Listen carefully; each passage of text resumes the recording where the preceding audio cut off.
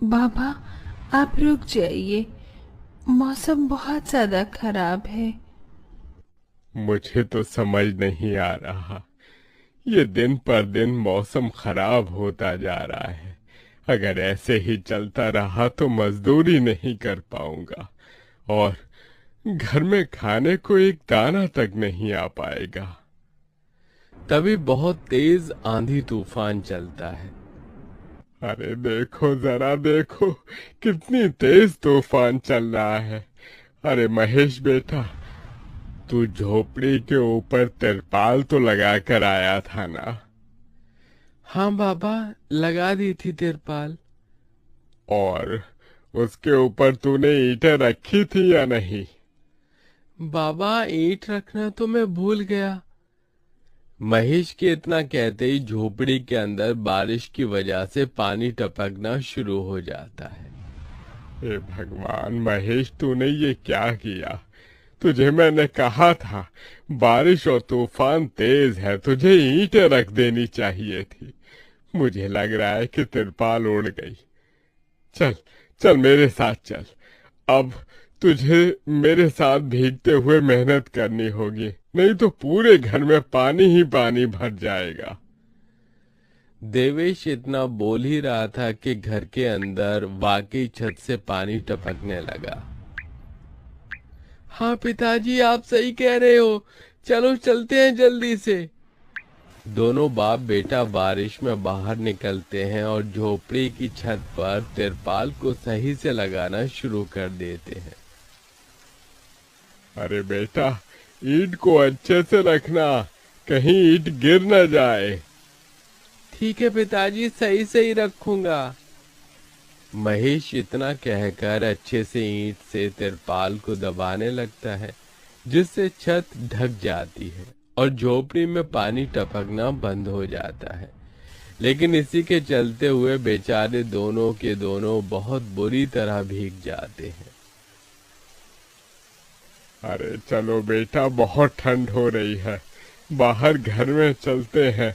चलो, बरसात में मौसम बिल्कुल ठंडा हो गया है। हाँ पिताजी, आपने बिल्कुल सही कहा। चलिए। जब दोनों बाप बेटा घर के अंदर आ जाते हैं तो मेघा उन्हें सूखा कपड़ा देती है और अपना शरीर पोंछने के लिए कहती है। आप लोग अपना शरीर पोंछ लो और सूखे कपड़े पहन लो, नहीं तो ठंड लग सकती है। मेघा के दिए हुए कपड़े दोनों पहन लेते हैं।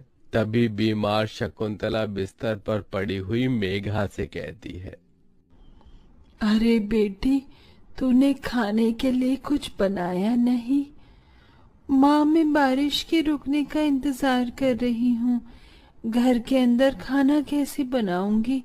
सारे में धुआं ही धुआं हो जाएगा।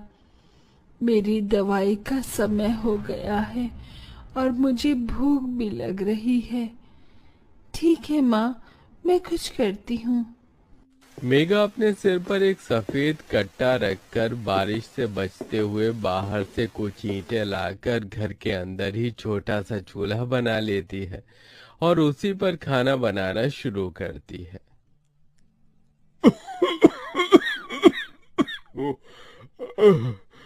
अरे बेटी, पूरे घर में धुआं ही धुआं हो गया है। पिताजी, खाना बनाना भी तो बहुत जरूरी था। मेघा जैसे तैसे करके जल्दी जल्दी खाना बना लेती है। वो खाने में नमक मिर्च वाले चावल ही बना पाती है। माँ, माँ उठो, ये लोग खाना खा लो। शकुंतला मेघा के हाथों से खाना खाती है। शकुंतला के पूरे शरीर को पैरालाइज हुआ था, जिसके कारण ना तो वो हिल सकती थी और ना ही वो उठ सकती थी। मेरी प्यारी बेटी, इतनी कम उम्र में तेरे ऊपर कितनी जिम्मेदारी आ गई। हम गरीबों का कुछ नहीं हो सकता है। इस गरीब झोपड़ी के अंदर हम कैसे कैसे दिन देखते हैं। कोई बात नहीं माँ, बच्चे समय के अनुसार बड़े होते हैं, लेकिन मैं समय से पहले बड़ी हो गई हूँ। आपको तो खुश होना चाहिए। मैं तो इस कदर लाचार हो गई हूँ कि तेरे सर पर हाथ रखकर तुझे आशीर्वाद भी नहीं दे सकती बेटा। शकुंतला की आंखों से आंसू निकल रहे थे। मेघा उसके आंसू पोंछकर अपनी माँ को हौसला देती है, जिसके बाद वो अपने भाई और पिता के साथ बैठकर खाना खाती है। बारिश होती ही रहती है, लेकिन बारिश रुकने का नाम ही नहीं लेती। खाना खाकर वो सभी सो जाते हैं। आधी रात के समय जिस तरफ शकुंतला का बिस्तर होता है, वहां पर पानी टपकना शुरू हो जाता है।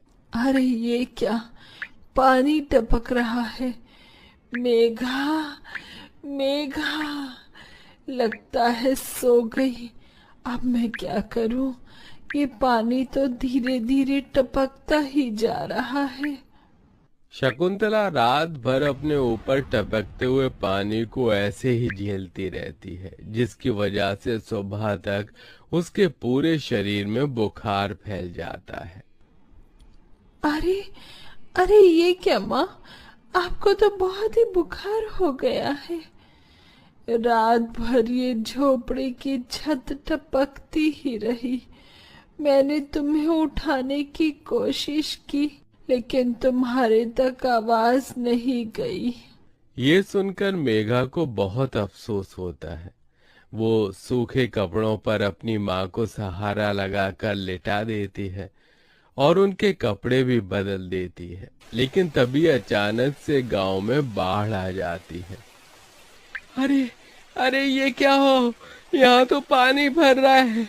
अरे लगता है गांव में बाढ़ आ गई है। अरे हम लोग क्या करें? अरे बेटा महेश, आ, आ, आ, अरे भाई, अपनी माँ को कंधे पर उठा, नहीं तो हम सभी बह जाएंगे।